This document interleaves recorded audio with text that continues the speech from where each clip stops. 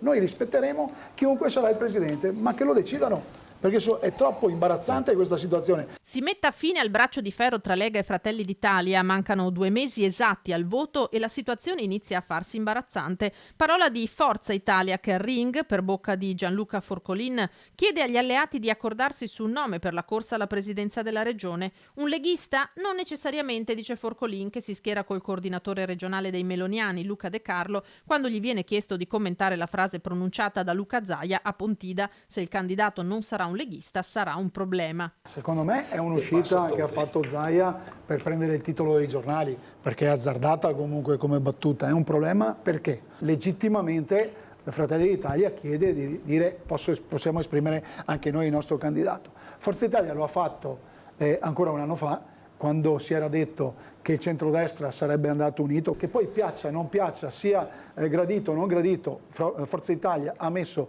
Flavio Tosi come candidato presidente. Oggi stiamo assistendo da mesi a questa bagarre tocca a me, tocca a te fra la Lega e Fratelli d'Italia. Noi diciamo qualunque sia il candidato presidente, qualunque sia Stefani, De Carlo, scegliete quale va meglio per tutti e cominciamo a parlare, come è stato detto prima, di qualcosa di più importante, cosa i veneti chiedono sia messo all'ordine del giorno come agenda di governo per il prossimo mandato dei prossimi 5-10 anni. Di fine ingloriosa dei 15 anni di governo di centrodestra parla la Dem Vanessa Camani, non solo per il dibattito a cui si assiste, finalizzato solamente a spartirsi le poltrone, dice, ma anche perché la futura amministrazione, votando a novembre, dovrà operare per almeno 4 mesi in esercizio provvisorio. Non basta. In questo momento il bilancio della Regione del Veneto, che ci lascia in eredità il presidente Zaia, prevede circa 40 milioni di spesa libera, di risorse per spese discrezionali.